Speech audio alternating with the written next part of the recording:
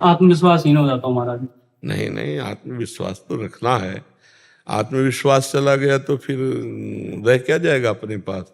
आत्मविश्वास से तो हम लड़ते हैं, चाहे बाहरी शत्रु से लड़े चाहे आंतरिक शत्रु से लड़े, हमारा आत्मविश्वास ही तो काम करता है।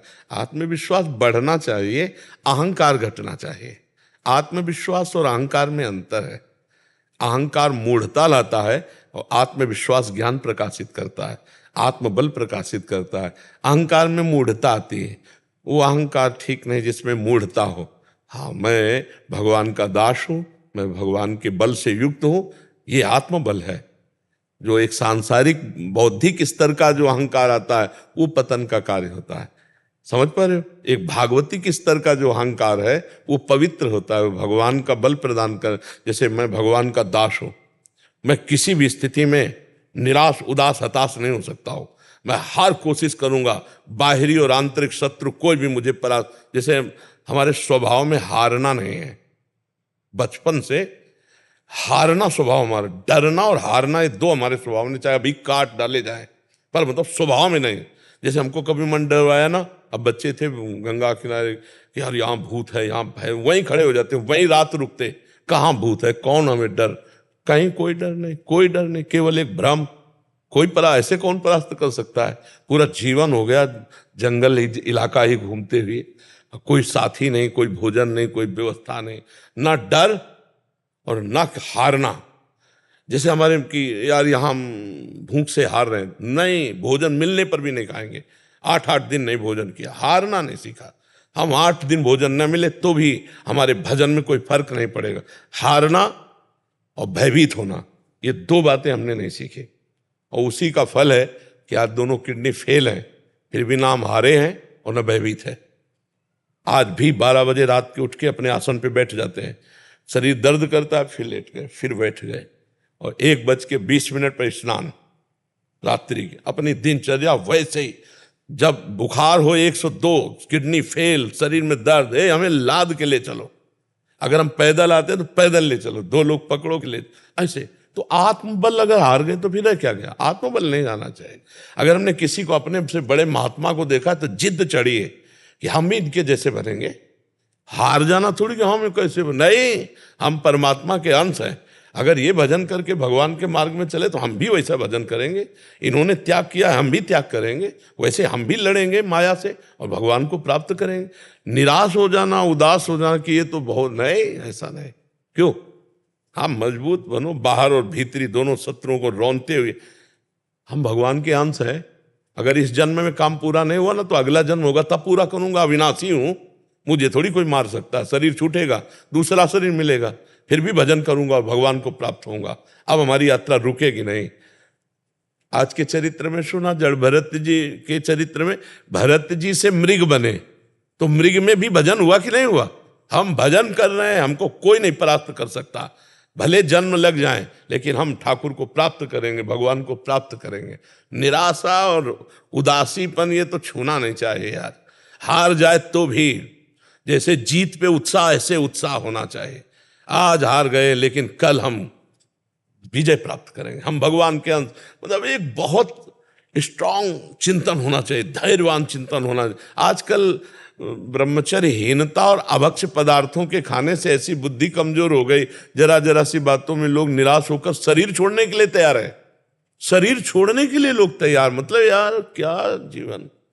अरे बोले हमको धोखा दे, तो तुम्हें धोखा दे दिया तो इससे ज्ञान प्राप्त करो। अब ऐसे व्यक्तियों का संग मत करना, शरीर छोड़ने की क्या जरूरत। बोले नहीं, हार गया तो जो तुमसे त्रुटि हुई उसे सुधार और आगे विजय सी प्राप्त कर। बोले नहीं, मेरा कोई नहीं तो परमात्मा है ना, बढ़ आगे परमात्मा को यार बना के, परमात्मा को मित्र बनाकर बढ़, देख संसार में विजय प्राप्त होती है। ये लोग, मतलब जो निराशा, निगेटिव चिंतन, ये पाप के कारण होता है। अगर हम सत्संग सुने, नाम जप करें तो हम इस रोग से दूर हो जाएं। नकारात्मक चिंतन, हम देखो, अगर सही चिंतन चल रहा है तो भूखे होने पर भी, कष्टप्रद होने पर भी हम आनंदित रहेंगे। हमारा चिंतन खराब है तो सब सामग्री होने पर, सब सुख सुविधा होने पर भी हम जलते रहेंगे। हमारा खास सुधार होना है चिंतन से, और वो चिंतन जब तक भगवान से नहीं जोड़ा जाएगा तब तक सुधार नहीं होगा। भगवान का चिंतन ही सुधार करेगा। इसलिए राधा राधा राधा राधा राधा राधा क्या जाता, पैसा थोड़ी लगता है। जो अध्यात्म की चर्चा उसमें पैसा नहीं लगता, और जो पैसे से होती है वो अध्यात्म की चर्चा नहीं होती, वो लागू नहीं हो पाएगी आपके ऊपर। तो अध्यात्म में कहीं पैसे वाली बातें नहीं हो रही, यहाँ केवल दिमाग की बात हो रही। आपके दिमाग में चलना चाहिए राधा राधा राधा, और देख लो एक बात चला लो, राधा राधा राधा राधा, और एक बात से डरो कि हमसे पाप ना हो जाए, बस फिर आप विजयी ही विजयी होते चले जाएंगे। जिधर कदम रखेंगे उधर विजयी होते चले जाएंगे। आपको कोई परास्त नहीं कर सकता। हनुमान जी को कोई परास्त क्यों नहीं कर पाता था? दो कारण थे, चरित्र पवित्र, पहला चरित्र पवित्र, और दूसरा हृदय में भगवान का निरंतर सुमिरन। प्रविश नगर कीजय सब काजा और हृदय राख, ये विजय का कारण था। कोई भी हनुमान जी को कहीं भी, इसीलिए क्योंकि चरित्र पवित्र, सबसे खास बात, लंका में ऐसा विलासिता थी कि हनुमान जी के सिवा दूसरा कोई पवित्र विचार रख ही नहीं सकता था।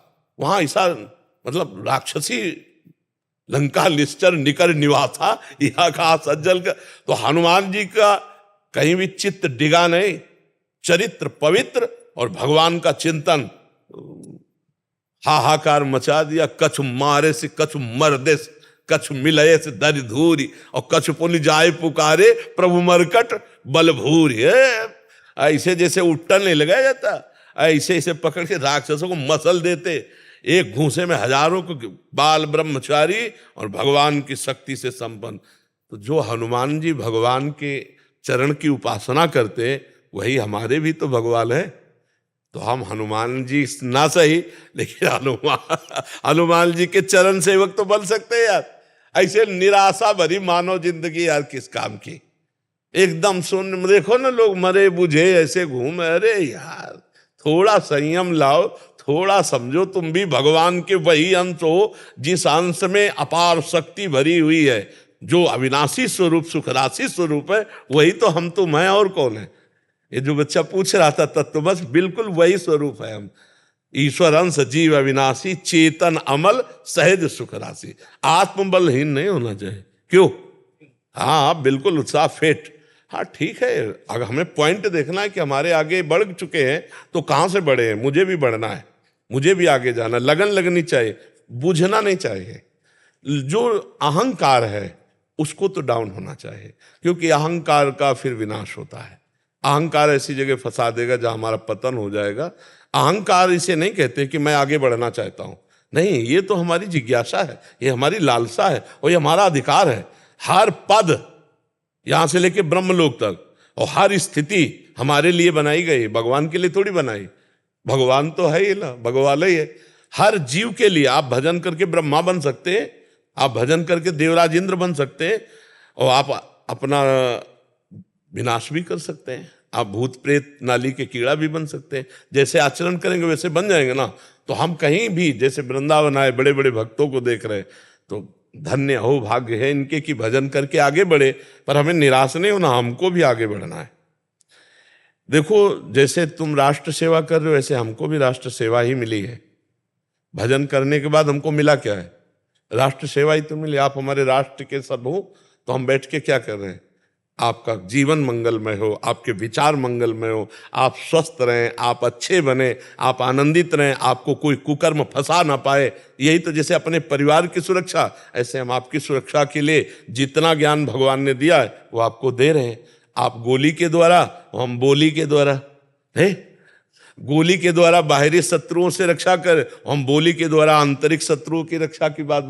कैसे काम विजयी बनो, कैसे क्रोध विजयी बनो, कैसे सहनशील बनो, कैसे समाज प्रिय बनो, कैसे आप भगवान के कृपा पात्र बनो, यही तो चाहे। तो निराश नहीं होना ना, आत्मबल युक्त रहना है। ठीक है।